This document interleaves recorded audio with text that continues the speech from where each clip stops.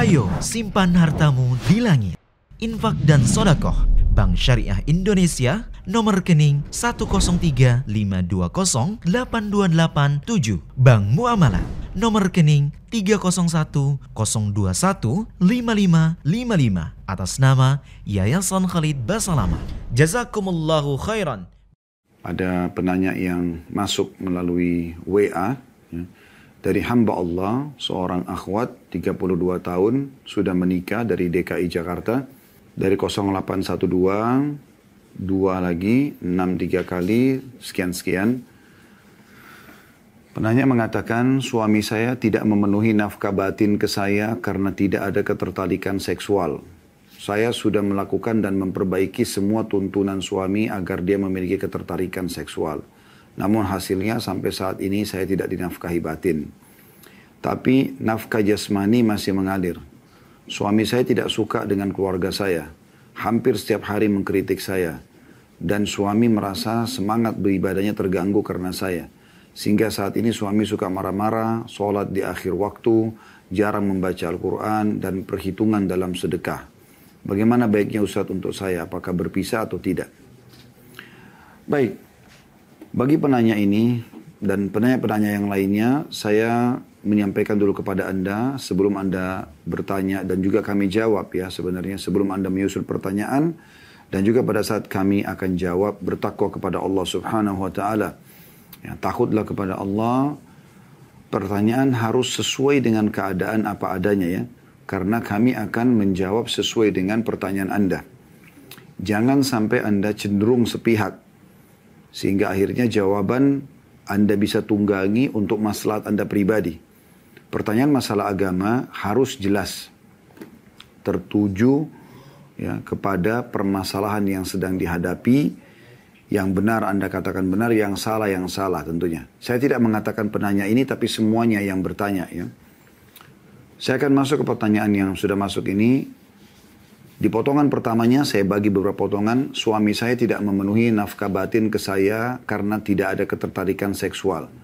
Saya sudah melakukan dan memperbaiki semua tuntutan suami agar dia memiliki ketertarikan seksual. Namun hasilnya sampai saat ini saya tidak dinafkahi batin.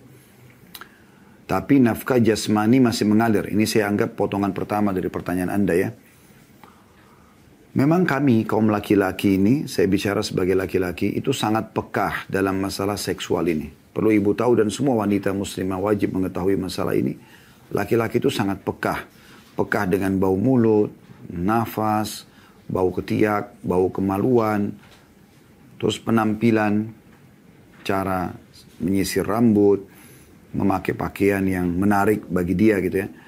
Kalau ada yang luput saja dari masalah ini, maka mungkin membuat dia tidak tertarik untuk melakukan itu. Tidak tertarik untuk melakukan hal tersebut. Dan itu normal. Semua laki-laki akan sama. Dan banyak laki-laki tidak mau membahasakan karena khawatir istrinya tersinggung. Oleh karena itu setiap muslimah, setiap istri wajib bagi dia. Karena ini melayani biologi suami kan kewajiban. Maka wajib bagi dia menjaga semua rentetan biologis itu.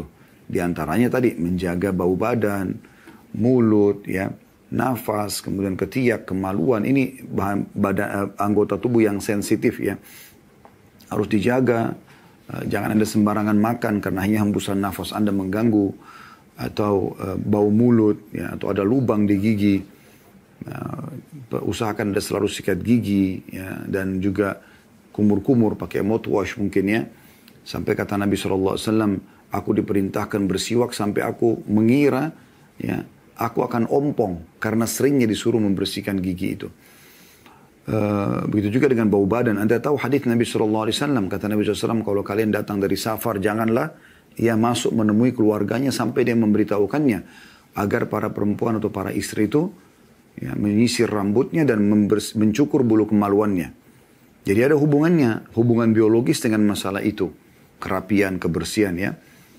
Itu juga dengan baju yang dia suka, potongan rambut yang dia suka, penataan rumah yang dia suka ya. Saya tidak tahu tuntutan suami Anda ini seperti apa, tapi ini saya bicara secara global.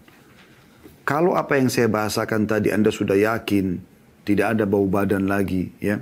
Karena gini, kadang-kadang kita sikat gigi nih. Kita pakai mouthwash untuk bau mulut misalnya.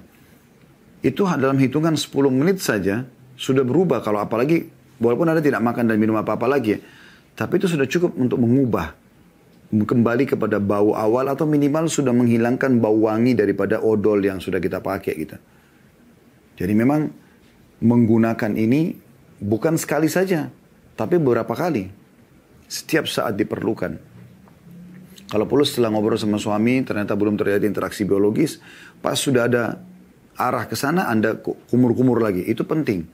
Karena itu sensitif sekali bagi laki-laki. Dan kebanyakan laki-laki tidak mau berbicara. Mereka, kalau yang beriman, mengekang itu. Kalau yang fasik, udah dia lampiaskan kepada yang lain. Anda tahu apa yang dijual oleh pelacur-pelacur na'udzubillah di luar sana? Ya? Baju yang seksi, penampilan yang menggoda ya. Tutur katanya lah, badan yang wangi. Memang begitu. Nah, seharusnya metodenya ya, bukan jadi pelacurnya. Metode pakai baju yang seksi, badan yang wangi, godaan-godaan, menghibur suami yang positif, itu harusnya ada pada istri. Itu poinnya. Ya, jadi Anda pada saat menjalankan tuntutan suami sini, jalankan memang karena Anda tahu ini kewajiban Allah dalam memberikan hak suami dalam biologis, maka Anda lakukan itu. Sehingga Anda tulus dalam mengerjakan, bukan terpaksa. Saya kasih contoh, ada salah satu kerabat kami, sampai bercerai. Coba Anda bayangkan. Setelah suaminya sudah sekian tahun mengekang, suaminya suka rambut panjang, istrinya tetap selalu pendekin. Dan kalau diingatkan, kenapa potong rambutnya? Ya memang modal saya kan panas, kan begini, tidak mau tahu. Akhirnya sampai suaminya sudah nggak suka sama dia.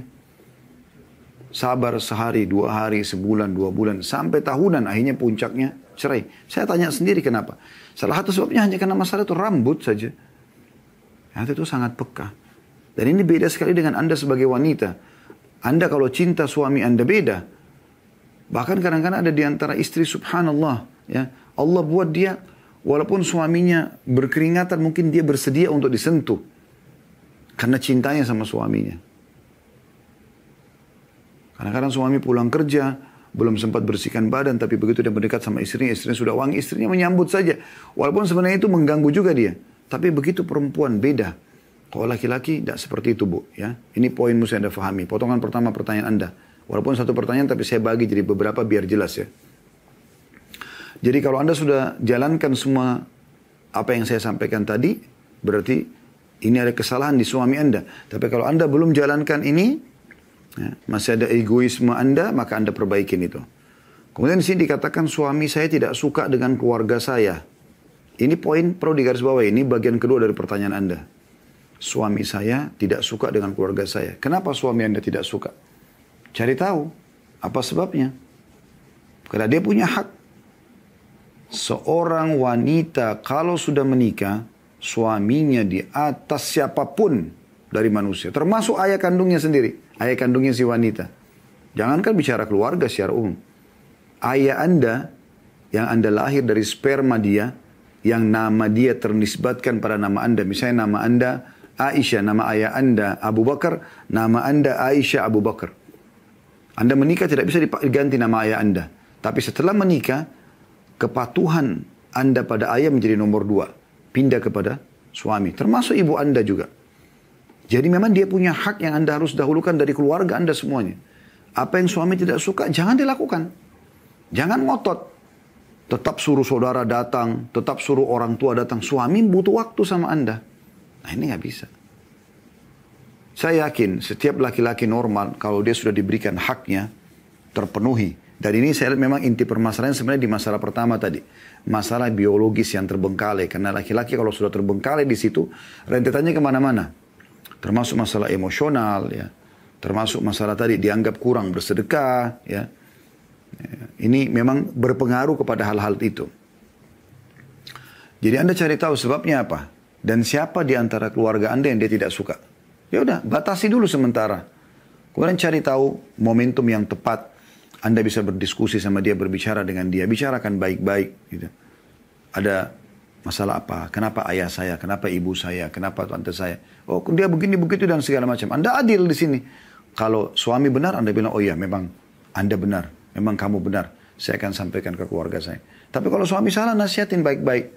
Tapi kan Bukan itu dalam Islam begini dan begitu. Kita bicara baik-baik. Ya. Itu dari suami Anda tidak suka keluarga Anda. Potongan ketiga. Hampir setiap hari mengkritik saya. Ini positif, Bu. Ya. Kritik itu kan berarti ada sesuatu yang dia tidak suka. Tidak mungkin dong kalau orang normal kritik tanpa sebab. Nggak mungkin. Pasti ada sesuatu di situ yang dia tidak suka, maka dia kritik. Anda bisa kritik orang lain. Kenapa? Karena ada yang Anda tidak suka kan? Kalau sesuatu yang tidak suka itu sudah hilang, saya yakin tidak ada lagi kritisnya. Tidak ada lagi kritiknya. Ya. Dari sini Anda ambil positifnya. Apa kata Umar radhiyallahu anhu? Saya akan terus berterima kasih seumur hidup saya kepada seseorang yang mengingatkan satu kesalahan saya. Beliau menerima. Kalau selama ini orang selalu puji kelebihan kita saja tanpa mengingatkan kekurangan kita, maka ini jadi masalah baru ini. Karena kita tidak pernah tahu yang mana kurang dari diri kita. Kalau yang lebih sudah oke. Tapi yang kurang bagaimana? Kadang kita butuh perbaikan. Kita kan manusia, punya banyak kekurangan. Saya melihat poin ini, bagian ketiga dari pertanyaan Anda, saya lihat ini positif. Kalau suami mengkritik Anda, itu positif.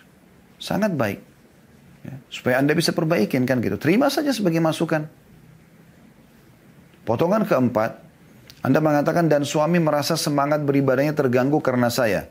Sehingga saat ini suami suka marah-marah, sholat di akhir waktu, jarang membaca Al-Quran, dan perhitungan dalam sedekah.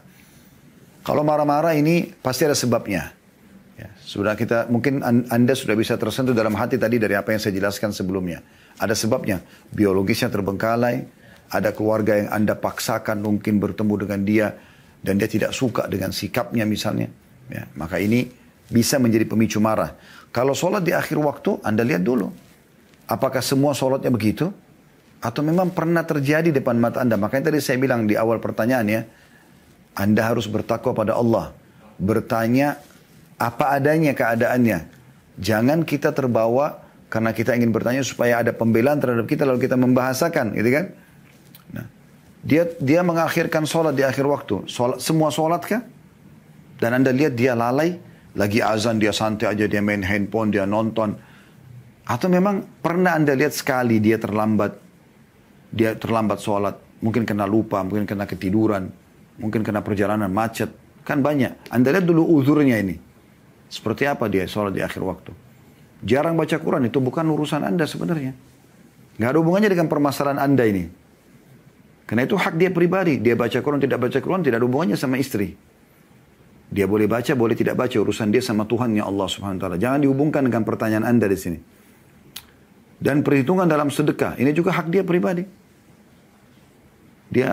Itu urusan dia, karena sedekah itu sunnah. Dia boleh bersedekah, dia boleh tidak bersedekah. Dan masalah menghitung, Anda bilang perhitungan dalam sedekah itu, kalau harta dia, hak dia. Tidak usah ibu hubungkan dengan pertanyaan yang ibu sedang sampaikan. Kasus tadi masalah biologis yang terbengkalai itu.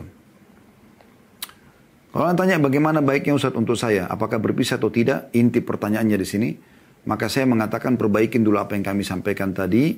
Setelah itu, baru kemudian Anda lihat kalau tidak ada perubahan dari suami, memang Anda sudah coba perbaikin, Anda sudah coba baik, Anda ikhlas karena Allah SWT, saran saya istikharakan.